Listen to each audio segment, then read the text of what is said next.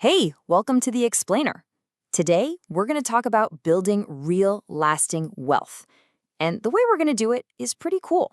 We're taking some ancient secrets, really ancient, from a famous story, and we're mashing them up with what hard-nosed modern science tells us actually works.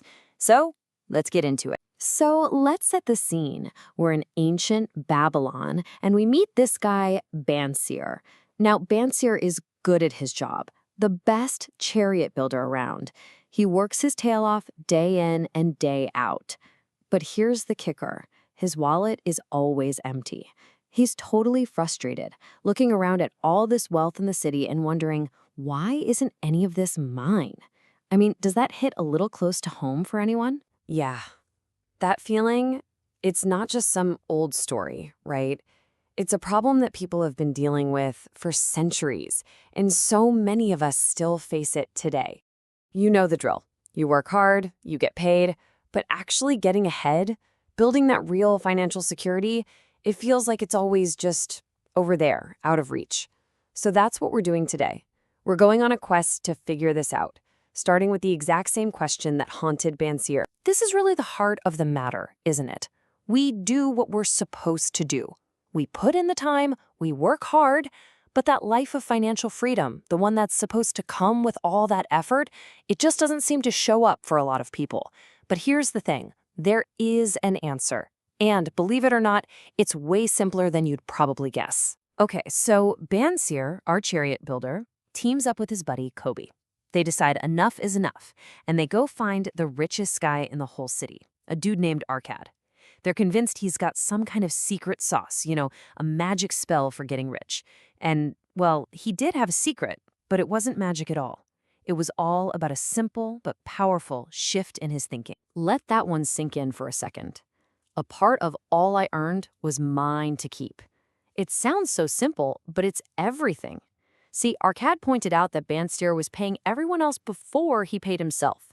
The grocery guy, the landlord, the sandal maker, his money was flying off the door to them first. Arcad's whole secret was just flipping that script. It was about paying yourself before anyone else gets a dime. And here it is, the absolute, ironclad, #1 law of building wealth. Pay yourself first. This is a game changer. It means before the rent, before the bills, before anything, the very first transaction you make when you get paid is moving a chunk of that money over for you. This is not, I repeat, not saving what's left at the end of the month. Because let's be real, what's ever left? No. This is about putting your future self at the front of the line. Now, you might be thinking, okay, that's a nice story from Babylon, but does it actually hold up today? Well, get this. Arcad's golden rule was to save at least 10% of everything you earn. So what does modern finance, with all its data and algorithms, say? Today, financial advisors typically recommend saving around 18% of your gross income. The core idea is exactly the same. We've just fine-tuned the numbers for our modern economy. The ancient wisdom was spot on. All right, so you're doing it. You're paying yourself first. You've got this little pile of savings starting to grow. Awesome. But that's only step one. Arcad had another crucial piece of advice, that money can't just sit there doing nothing. You have to make it work for you. He put it this way. Every gold piece you save is a slave to work for you. I love that. And this, my friends, is where the real magic kicks in. We're talking about the powerhouse of wealth creation, compound interest. It's often called the eighth wonder of the world for a reason. Here's how it works. You earn interest on your money, right? Well, with compounding, you then start earning interest on that interest. It's like a snowball. It starts small, but as it rolls downhill, it picks up more snow and gets bigger and bigger, faster and faster. And the one thing that snowball needs more than anything else, a really long hill. In other words, time. Okay, check this out. This is where it gets really mind-blowing. Let's say at age 25, you invest a single lump sum of $7,000 and just leave it alone. By the time you're 65, assuming a 10% return, it could grow to over $316,000. Now, look what happens if you just wait 10 years. Same $7,000, but you invest it at 35. That final number is slashed by more than half. That decade of waiting literally cost you almost $200,000. That is the jaw-dropping power of giving your money time to work. Arcad didn't have spreadsheets, but he understood this perfectly. He described it beautifully. He said, wealth is like a tree, and that very first bit of money you save, that's the seed. The numbers we just saw, that's just the modern way of showing how much bigger your tree can get if you plant that seed as early as possible. So we've got the timeless principles down, right? 1. Pay yourself first. 2. Make your money work for you through compounding. Fantastic. But how do you actually do that today? What are the tools? This is where we shift from ancient wisdom to modern, proven science. We're going to talk about something called evidence-based investing. This is the opposite of what you see on those flashy finance shows. It's not about gambling or trying to pick the next hot stock or perfectly timing the market, which, by the way, almost no one can do successfully. Nope. This is about using decades of solid academic research to build a strategy that's based on what we know works over the long haul. It's all about playing the odds, not predicting the future. And the bedrock of this whole approach is one word: diversification. You've heard the saying, don't put all your eggs in one basket, right?